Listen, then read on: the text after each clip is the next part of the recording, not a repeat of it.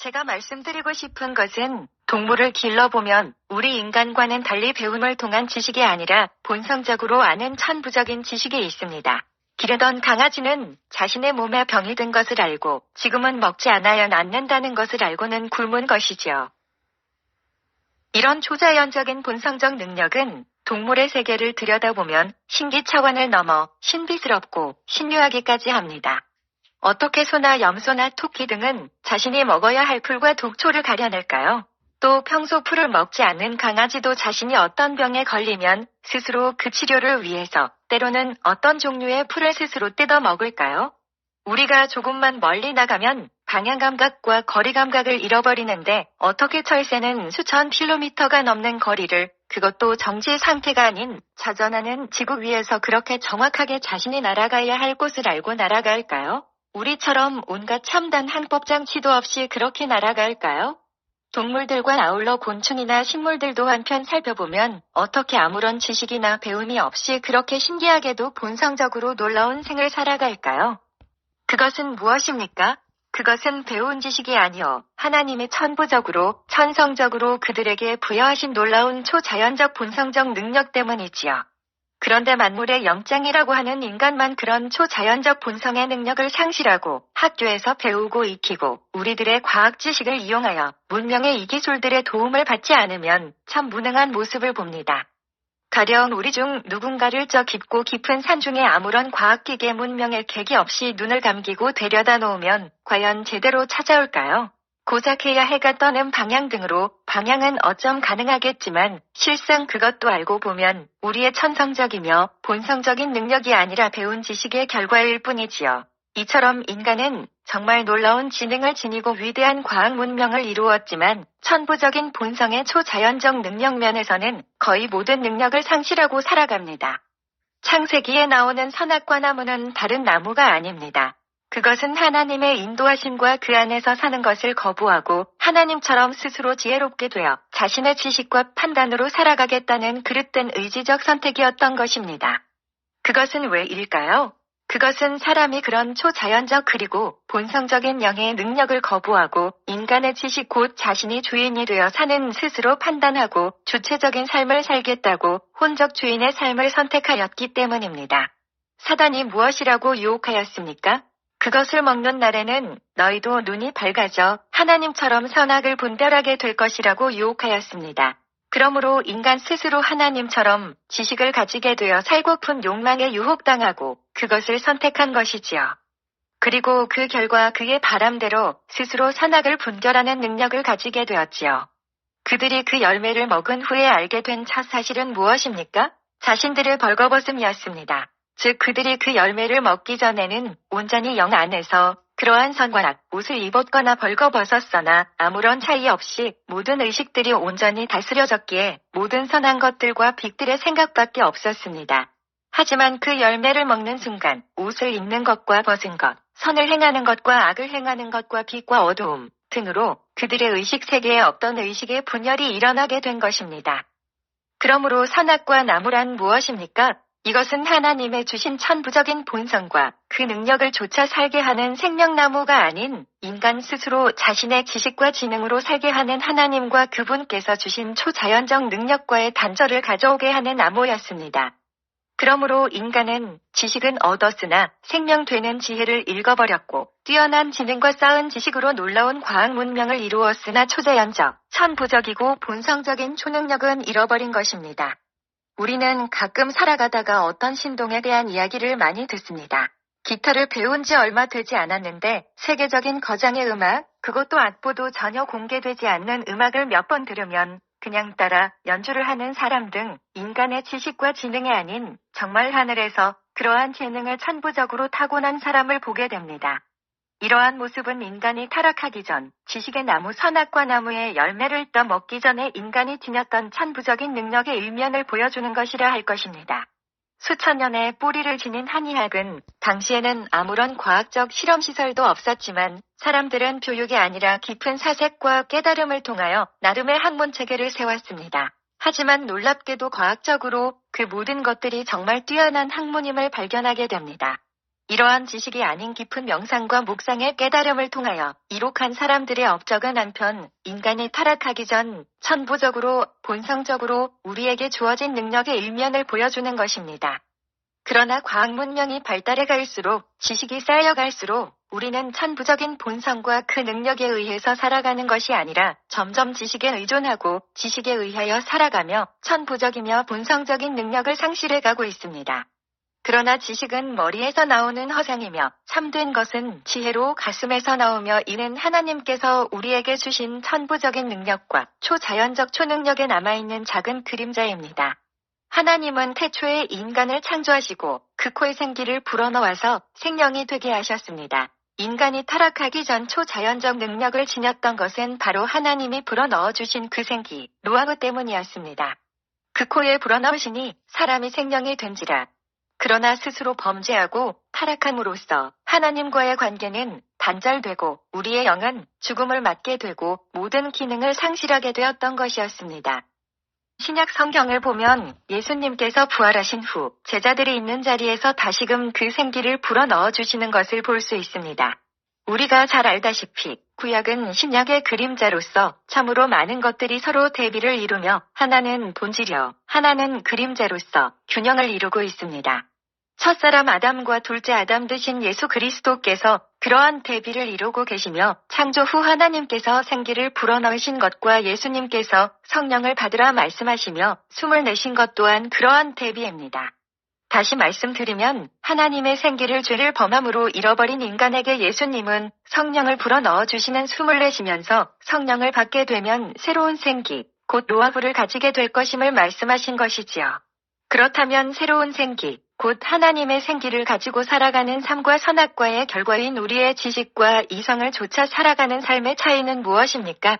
그것은 전자는 하나님의 말씀을 좇아 살아가는 삶이고 후자는 자신이 스스로 주인이 되어서 자신의 지식과 이성과 판단을 좇아서 살아가는 삶인 것입니다.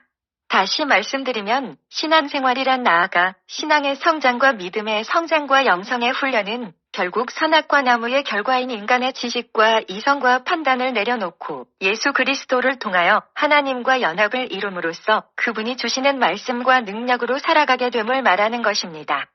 다시 말씀드리면 우리의 지식과 판단과 이성과 과학 문명의 여러 가지 높이도 쌓아올린 타벨탑을 무너뜨려 버리고 오직 하나님의 말씀과 능력이 아니면 살 수 없다고 고백하며 온전히 하나님의 말씀을 따라 살아가는 것인 것입니다. 그러므로 우리가 참된 영성의 삶, 믿음의 삶을 살아가려면 철저하게 하나님의 말씀 앞에서 우리의 지식과 판단을 내려놓아야 합니다. 사도 바울과 같이 철저하게 십자가의 도외에는 버려야 합니다. 그러므로 어떤 의미에서 바라보면 영성의 삶이란 우리들의 지식과 이성을 무너뜨리고 하나님과 그 말씀을 참되 믿으며 그 말씀 안에서 살아가는 법을 배우는 것이라고 할 수 있습니다. 사도 바울은 똑똑한 사람이요 학식의 사람이었습니다. 그러나 그가 이러한 성령의 능력 안에서의 초자연적이며 초능력의 세계를 알고부터는 예수 그리스도와 십자가 외에는 아무것도 알지 않기로 작정을 하였습니다. 그것은 인간의 지식은 결국 허상이며 아무런 생명도 얻게 하지 못함을 알았기 때문입니다. 오직 예수 그리스도와 십자가 안에서 주어지는 성령의 능력만이 초자연적인 능력과 초자연적인 참된 지식을 공급함을 알았기 때문입니다. 그래서 성경은 이와 같이 말씀하고 있지요. 예수님께서 이 땅에서 치료의 이적을 행하실 때도 가끔은 이상하게 병을 치료하셨습니다. 병자를 향해서 침을 뱉기도 하셨습니다. 침을 뱉어 그 침으로 흙을 기어 눈에 바르기도 하셨습니다. 예수님께서 어쩌면 더럽게도 생각될 수 있는데 이렇게 하신 연유가 무엇인지 아십니까? 그것은 인간의 지식을 멸하기 위함입니다. 선악과 나무를 멸하시고 우리의 심령 속에 믿음으로 말미암아 사는 생명나무를 심어주시기 위한 것입니다. 그러므로 하나님은 성경 곳곳에서는 우리의 지식과 이성으로 바라볼 때 참으로 기묘하고도 이해하기 어려운 일들을 행하시는 것입니다. 그것은 사람이 그 입으로 나오는 말씀으로 살아가는 방법, 곧 선악과 나무가 아닌 생명나무를 쫓아 사는 법을 배우게 하려 하심인 것입니다. 성령의 세례를 받고 기도에 열심인 사람들은 다수 경험을 하셨겠지만 성령 안에서 주어지는 능력들은 우리의 이성과 지식을 초월하며 그러한 것들로는 전혀 이해하기 어려운 것들입니다. 어떻게 베드로의 그림자가 지나갔다고 하여 병이 고침을 받습니까? 어떻게 바울의 손수건을 가져갔는데 병이 났습니까? 이성은 전혀 믿어지지 않는데 선악과 나무의 열매를 먹은 우리의 눈에는 원시적이고 어리석어 보이는데 어떻게 인간의 놀라운 의술 문명으로도 고칠 수 없는 병들이 단숨에 치유되기도 하고 회복이 됩니까? 사람이 타락하기 전에는 하나님이 그렇게 말씀하시면 그냥 온전히 그렇게 믿어졌습니다. 그리고 믿음대로 물 위를 걷기도 할 수 있었을 것이며 풍랑을 향하여 명하면 순종하였을 놀라운 영광과 초자연적 능력도 있었을 것입니다. 헤아릴 수 없는 수많은 동물들을 데리고 왔을 때 거침없이 이름을 즉시로 지어줄 수도 있는 그런 지혜도 있었던 것입니다. 그러므로 우리가 참된 신앙의 삶, 참된 영성의 삶, 참된 능력의 삶으로 들어가려면 첫째는 성령의 세례를 받음으로 다시금 하나님의 생기를 회복하여야 합니다. 그리고는 우리의 지식을 버리고 하나님과 그 말씀의 세계 안으로 깊이 들어가야 합니다. 그리하면 잃어버린 본성의 초자연적인 능력과 흐름이 우리 안에서 일어나게 되는 것입니다. 성령의 흐름 안에서 아무도 모르는 비밀을 알게 되며 우리 입술의 말로 살리기도 하고 사단의 권세를 능히 대적하며 쫓아낼 수 있는 하늘의 영광도 임하는 것입니다. 손을 얹은 즉 병이 치유되며 독을 마실지라도 해를 받지 아니하며 현재나 미래나 무엇을 해야 하며 무슨 일이 일어날지도 본능적으로 알게 되는 것이었습니다. 예수님께서 이 땅에 오신 이유는 바로 잃어버린 그 생기를 회복시켜 다시금 영원한 생명을 얻게 하시고 더불어 잃어버린 천부적이며 초자연적인 능력을 회복시켜 주시기 위함인 것입니다. 한 번은 아시는 목사님께서 병원에 입원을 하셔서 병문안을 간 적이 있습니다. 이런저런 이야기를 나누고 있는데 그분의 누님께서 들어오셨습니다. 이런저런 대화를 하다가 영 안에서 그분을 한번 바라보았습니다. 그런데 부부관계 쪽으로 검은 어두움이 드리워져 있는 것이 영으로 느껴집니다. 그리고 자녀들이나 다소의 앞날에는 평안과 빛이 드리워져 있는 것이 느껴집니다. 그리고 신체의 어느 부위가 약한지가 지식이 아니라 본성 안에서 느껴집니다. 이런저런 대화를 통해서 물어보니 오래전의 개인적인 사연으로 남편과 헤어지신 분이더군요. 그리고 약간의 디스크 증상을 앓고 계신데 디스크 증상은 대부분 대장의 기능의 이상으로 인하여 생깁니다. 그리고 물론 성령께서 조명을 해주셔야 하는 부분들이지만 누군가를 위해서 중보하면 그 사람의 심령 상태와 처한 환경과 문제들이 무엇인지 어떻게 그냥 알게 될까요? 어떻게 그러한 부분에 대해서 아무런 정보나 지식을 받은 적이 없는데 그냥 알아지고 보여지고 느껴질까요? 바로 이러한 것들이 성령 안에서 하나님이 본래 우리 안에 주신 천부적이고 초자연적인 영의 능력을 회복하게 되면 자연스럽게 생기는 현상인 것입니다. 이것은 특별한 것도 신비한 능력도 아닌 아무런 지식과 배움의 기회가 없었는데도 초식 동물들이 무슨 풀은 먹어야 하고 무슨 풀은 먹지 말아야 하는지 아는 것과 같은 태초 우리에게 주어진 천부적인 본성과 능력이 성령 안에서 회복되어서 가는 것뿐인 것입니다. 우리가 은사와 능력이라고 말하는 것들은 그렇게 분류해 놓은 것이지 실상 죽어있던 영이 살아나고 강건해져 가면 자연스럽게 나타나게 되는 태초에 우리에게 생기 안에서 주셨던 영의 기능들이 회복되어져 가는 것인 것뿐인 것입니다. 이러한 천부적인 본성의 삶은 무엇을 말합니까? 그것은 물과 피와 성령으로 거듭나는 삶을 말하는 것이며 육이 아닌 영을 좇는 삶을 말하는 것이며 우리의 지식과 지혜가 아닌 하나님의 말씀을 믿는 믿음 안에서 사는 삶을 말하는 것입니다. 이런 측면에서 바라보면 우리의 신앙생활이란 우리의 영성의 삶이란 결국 우리의 지식과 지혜들을 다 버리고 내려놓으며 그 자리에 하나님과 말씀으로 더욱 채워가는 삶을 말하는 것입니다. 그리고 그 기결은 예수님께서 포도나무 기후를 통하여 가르치신 것처럼 우리는 가지요 그분은 나무이니 적부팀으로 그분 안에 거하는 삶인 것입니다. 그리고 그 기결은 예수님께서 아버지의 계명을 지켜 아버지 안에 거한 것 같이 우리도 예수님의 계명을 지켜 예수님 안에 거하는 삶인 것인 것입니다.